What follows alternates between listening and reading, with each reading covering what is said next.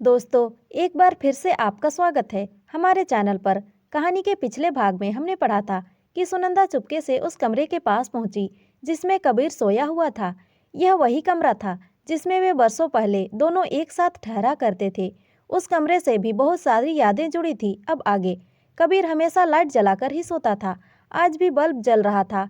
वह पजामे और बनियान में सो रहा था। उसे देखकर सुनंदा की आंखों से आंसू निकल पड़े। वह सोचने लगी कि कभी वह उसके सीने पर सर रखकर सो जाया करती थी, मगर आज बरसों हो गए हैं, यह सुख उसे मिला ही नहीं। जिंदगी बनाने के चक्कर में जिंदगी खराब हो गई। काश वह नौकरी की जिद ना करती। क्या एक फायदा ऐसी नौकरी का जिसके लिए सारे सुख त्यागने पड़े। वह भरी आंखों से वहां खड़ी खड़ी यह सब सोचती रही। उसका मन किया कि सारी ईगो को छोड़कर वह अभी जाए और अपने पति से लिपट जाए। वह अभी भी मेरा ही तो है। हमने कौन सा तलाक लिया है। आज भी मैं उसकी पत्नी ही हूँ। फिर जैसे ही कबीर ने करवट ली, सुनंदा का दिल धक से धड़क उठा। वह घबराते हुए नीचे अपने कमरे में चली आई और अपनी उखड़ी सांस को दुरुस्त करने लगी। अगले दिन रात को संगीत का कार्यक्रम था, मगर बच्चे और औरतें दिन में भी रिहर्सल कर रहे थे ताकि रात को नाचते हुए उनका वीडियो अच्छा बने। रात को सुनंदा ने कबीर के मनपसंद कलर की साड़ी पहनी हुई थी। वह स्किन कलर की साड़ी में बहुत सुंदर लग रही थी। कबीर तो उसे देखता ही रह गया। पूरे श्रृंगार करके वह गजब ढा रही थी। अभी 35 साल की ही तो हुई थी। यौवन अभी पूरे चढ़ाव पर था। तीखे नयन नक्श, गेहुआ रंग, उसे देखकर कोई भी कह नहीं सकता था कि वह 2 बच्चों की माँ है। सुनंदा एक बहुत अच्छी डांसर भी थी। कॉलेज करते समय उसने डांस में कई मेडल जीते थे। इसलिए जब बच्चों ने कहा, बुआ आप भी तो नाचो, उससे रहा नहीं गया। उसने एक पुराना गाना लगवाया। वह बावरी होकर डांस करने लगी।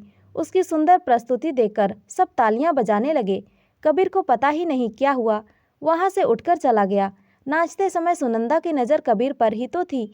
जब वह उठकर गया तो सुनंदा के कदम धीमे पड़ गए। वह उसी के लिए तो नाच रही थी। उसके जाते ही सुनंदा ने नाचना बंद कर दिया। स्टेज पर दूसरे लोग नाचने लगे। सुनंदा की नज़र कबीर को खोजने लगी। वह उसे ढूंढते हुए बाहर आ गई। वह कहीं नहीं दिखा तो सुनंदा उसके कमरे में उसे देखने चली आई। कमरे का दृश्य देखकर वह सहम सी गई, क्योंकि कबीर रो रहा था। उसके हाथ में रुमाल था जिससे बार बार वह अपने आंसू पोंछ रहा था। सुनंदा ने पहली बार उसे रोते हुए देखा था। पता नहीं क्यों सुनंदा से रहा नहीं गया। वह चुपचाप उसके सामने आकर खड़ी हो गई। उसे देखकर वह ठिठक गया, रुमाल को जेब में डाला और नॉर्मल होने की कोशिश करने लगा। सुनंदा टक टक उसके चेहरे की तरफ देखने लगी। कबीर ने घबराकर दूसरी तरफ मुंह कर लिया। सुनंदा फिर से उसके सामने खड़ी हो गई। फिर हिम्मत करके बोली, आप रो रहे थे? वह तुरंत बोला, नहीं, आंख में कुछ गिर गया था। वह बोली, पानी लाकर दूं क्या? वह बोला, नहीं। वह बाहर जाने लगी तो पीछे से वह बोला, माफ़ कर दे। वह ठहर गई, बिना मुड़े ही बोली कि किस बात के लिए? वह बोला, फिर मेरी गलतियों के लिए, मेरी जिद के लिए। सुनंदा बोली, अब क्या फ़ायदा? आपने मुझे पिंजरे में रखना चाहा था। मुझे घुटन हुई, मैं बाहर निकल आई। वह तड़पता हुआ बोला, वह मेरी गलती थी। मैं स्वार्थी हो गया था। मैं चाहता था तुझे कोई और ना देखे, तू सिर्फ मेरे पास रहे, दूसरे मर्दों में जाकर ना बैठे।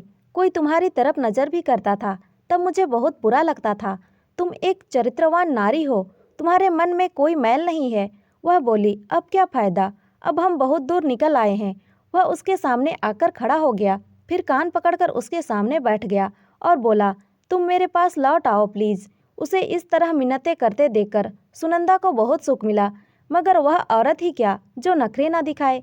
वह बोली, अब मुझे आपके बिना जीना आ गया है, इसीलिए मुझे भूल जाओ। कहकर वह कमरे से बाहर जाने लगी तो कबीर ने लपक कर उसका हाथ पकड़ लिया। वर्षों बाद पति का स्पर्श पाकर उसका दिल धक धक करने लगा। वह कमजोर आवाज़ में बोली, मेरा हाथ छोड़ो, मुझे जाने दो। मगर कबीर ने झटके से खींचकर उसे गले से लगा लिया। फिर वह रोते हुए उसके गले से लिपट गई, साथ में बोल रही थी कि आप बहुत बुरे हो। वह भी रोने लगा। बोला, तेरी बहुत याद आती थी। वह बोली, मैं रोज आपकी राह देखा करती थी। वह बोला, दिल तुम्हारे पास आना चाहता था, मगर कमबख्त या अकड़ पैरों में बेड़ी बांध जाती थी, तुम्हारे पास आने ही नहीं देती थी। वह उसे बाजुओं में जकड़े हुए बोला, अब कभी इस अकड़ को अपने पास नहीं आने दूंगा।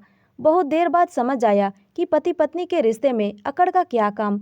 यह रिश्ता तो कुछ देर रूठकर तुरंत मनाने का है। सुनंदा का शरीर कांप रहा था। वह बोली, अब कभी मुझे खुद से दूर मत करना। वह बोला, अब तो सांस छूटेगी तभी हाथ छूटेगा। दोस्तों, पति पत्नी का रिश्ता कुछ खट्टा मीठा सा होता है। अगर दोनों में प्यार हो तो दोनों एक दूसरे से बिछड़कर ही रह नहीं सकते। बस इन सब के बीच आ जाती है तो वह है ईगो, जिसके कारण दोनों ही एक दूसरे के सामने अपनी गलती मानने से झिझक हैं। अगर दोनों ही अपनी अपनी गलती मानकर एक दूसरे के साथ तालमेल बिठाकर जिंदगी में आगे बढ़ें तो दोनों की ही जिंदगी सुखमय रहेगी।